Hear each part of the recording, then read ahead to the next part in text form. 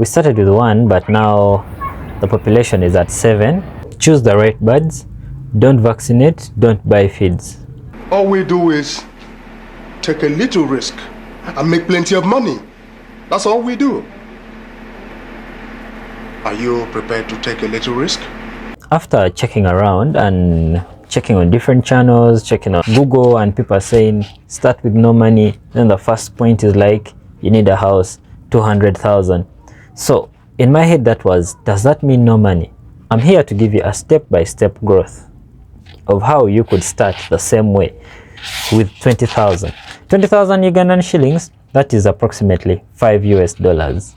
Yeah, I'm sure you are wondering, how is $5 going to buy the feed? How is $5 going to get me the chicks? How is $5 going to get me the structure? So let me explain. We are going to start with 1 bird. How is 1 bird going to multiply? When I'm saying get a bird and start a farm, why are you going to bring 1 cock that you want to start a farm? What is a cock going to give you? So if we are talking of 1 bird, make sure you're getting a hen. Don't go and say the cock is expensive, let me bring it and I start a farm. Yeah? So get a hen and then you let other people's cocks fertilize your eggs. Get 1 hen, and we are going to be doing free range system. The housing, you can find where to put 1 hen. Just 1 hen. You can find where to put 1 hen, maybe in the house, in the kitchen, it sleeps in a box, something of that sort. Just find where to place that 1 hen. That is going to save us money for the house for the start. You cannot start building a house of maybe $30 for 1 hen. That is not economically feasible. But if you have the money, I would advise you do that. But if you don't and you're still sticking to the budget of 20,000, that is okay. So when we are choosing the hen, don't go and buy from company or brand.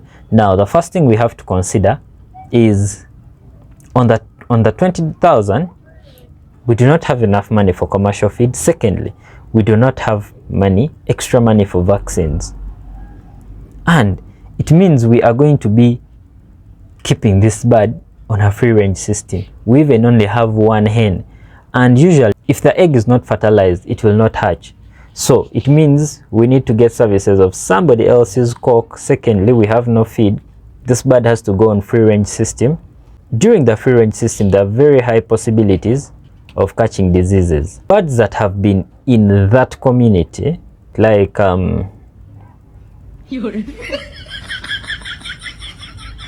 birds that have been within that community for generations have the immunity to survive within that community. That is why you'll find free range birds are okay, but the time they come and share food with your broilers might die of disease. Your broilers have a weak immunity against the diseases and the infections within the community.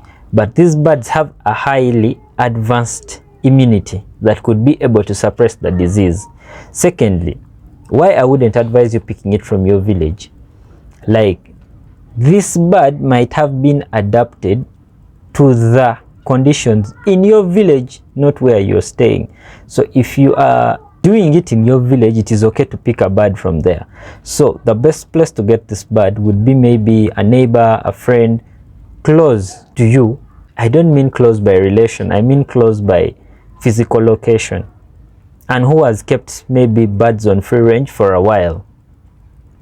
They would be the perfect birds to start with, because at least they've already been on free range, they've been looking for their own food, the diseases within the area, they have an immunity against it. So that is the perfect bird to start with if you're also going free range. Usually those birds, when they have not yet developed that much, you don't need to get one that is already so mature, because you're going to enter into 50,000-60,000 and we only have 20,000.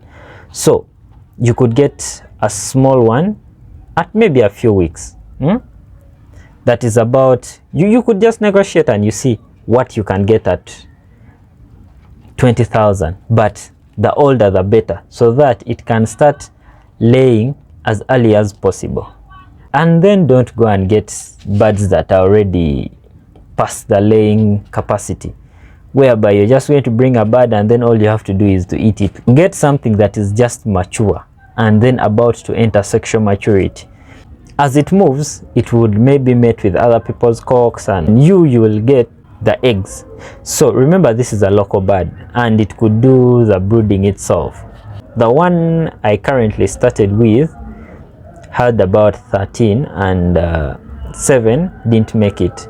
Now that is what I was telling you with how rough the community is. There are diseases, there's even theft. Sometimes they might go and then they just come back less. That's the challenge of the free range system and in town. If the chicks survive to a point like where these ones in the video are, so these ones are already mature, they can live on.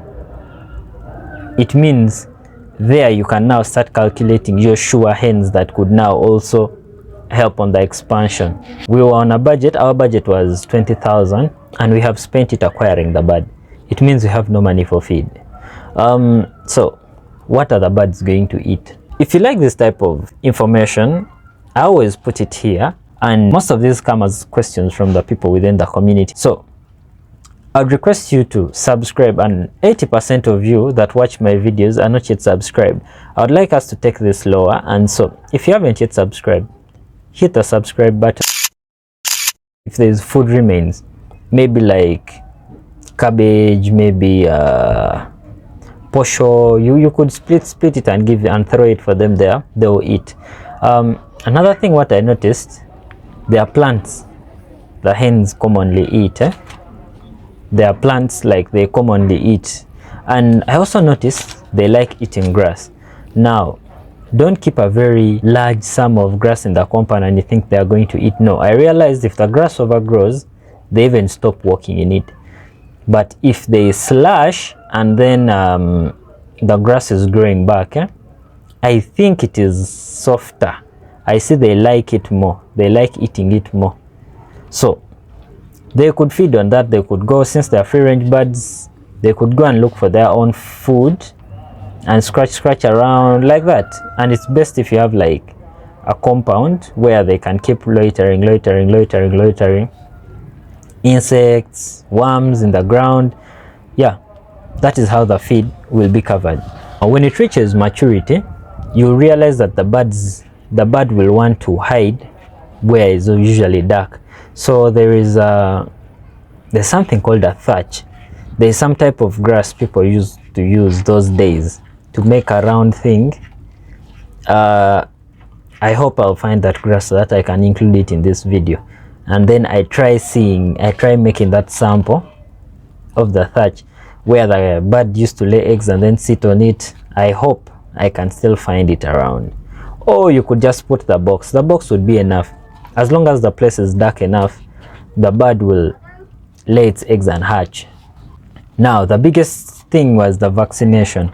We do not have money for vaccination, but we have the bird. My bird is not vaccinated, and you're telling me it should go out. You see, even on a farm, even if the bird is vaccinated, they can still die. The risk is let the bird go. Since it already has the immunity, that is what we are benching on, that it already has the immunity and it will be able to survive. But then don't let your bird go when there is a disease outbreak and you're saying it already has the immunity. You will go back to zero. In the next video, we shall be looking at the dimensions, as house of what size can hold how many chicken.